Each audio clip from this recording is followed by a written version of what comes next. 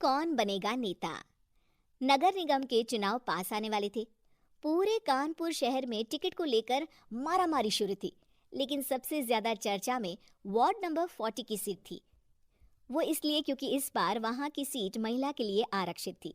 अब सवाल ये था कि चुनाव लड़ेगा कौन। इससे पहले ठाकुर साहब वहां से पार्षद थे और इस बार उन्होंने अपनी पत्नी सीमा ठाकुर को टिकट दिलवाई और ठाकुर साहब की शान के कारण सीमा जी ने 20,000 वोटों से चुनाव जीत लिया।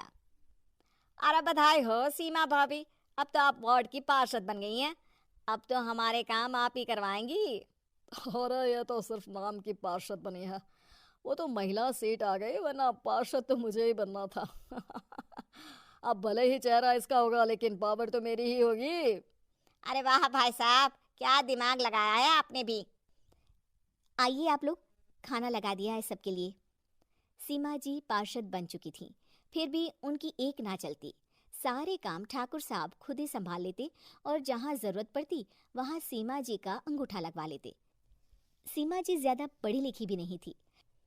एक दिन ठाकुर साहब और सीमा एक प्रोग्राम में जाते हैं। अरे ठाकुर साहब आप आ गए। ओहो, पार्षद मैडम भी आ गई हैं। स्वागत है आप दोनों का। लगता है हमारे पार्षद फंड का सही इस्तेमाल हो रहा है। चलिए अब उद्घाटन करते हैं।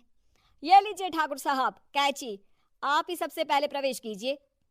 सब लोग आगे निकल जाते हैं और सीमा जी पार्षद होने के बावजूद भी पीछे खड़ी रह जाती हैं।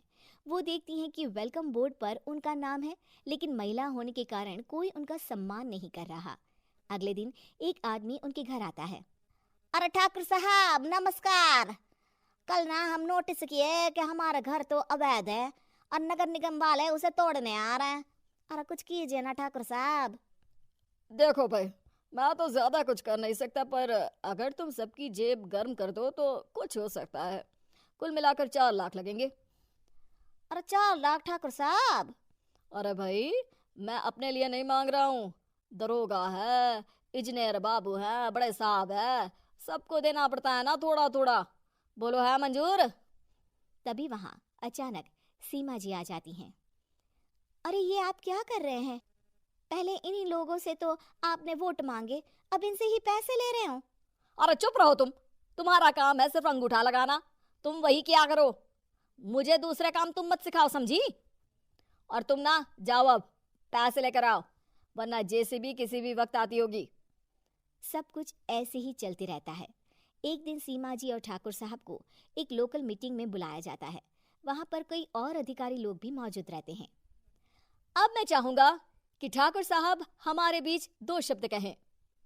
मेरे प्यारे भाइयों और बहनों, आज मेरा सौभाग्य है कि मैं आप सबकी सेवा दिन रात कर पा रहा हूँ। आपने मेरी पत्नी को भारी मतों से जिताया है, इसलिए मैं आप सभी का शुक्रगुजार हूँ। मैं आप सबसे वादा करता हूँ कि हमेशा की तरह हमारे वार्ड में किसी को कोई तकलीफ नहीं आने दूंगा। सभी लोग तालियां बजाने लगते हैं। अब मैं माननीय पार्षद मैडम को स्टेज पे बुलाना चाहूंगा। अपने नाम को बुलाया सुनकर सीमा जी एकदम चौंक जाती हैं। उन्हें बिल्कुल उम्मीद नहीं थी कि इतनी बड़ी जगह उन्हें मंच पर बुलाया जाएगा। जैसे तैसे वो मंच पर चढ़ती हैं। ऊपर जाते ही सीमा जी को सारी पुरानी बातें याद आ जाती हैं कि किस तरह उनके पति उन्हें कभी भी आगे बढ़ने नहीं देते और उनके नाम से गलत काम करते हैं। वो बोलने लगती हैं। मैं आपके वार्ड की पार्षद सीमा हूँ। आप में से बहुत कम लोग ही मुझे जानते होंगे, क्योंकि इससे पहले मुझे कभी ऐसा मौका ही नहीं मिला। सारे मौके मेरे पार्षद पति यानी आपके ठाकुर साहब ही लेते रहे, लेकिन आज ये मौका मुझे मिला है तो मैं इसे ऐसे ही नहीं जाने दूंगी।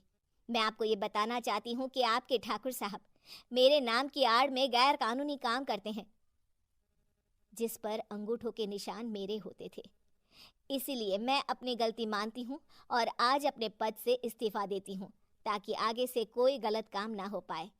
अब फैसला आप सबके हाथ में है कि आप हमें क्या सजा देना चाहते हैं।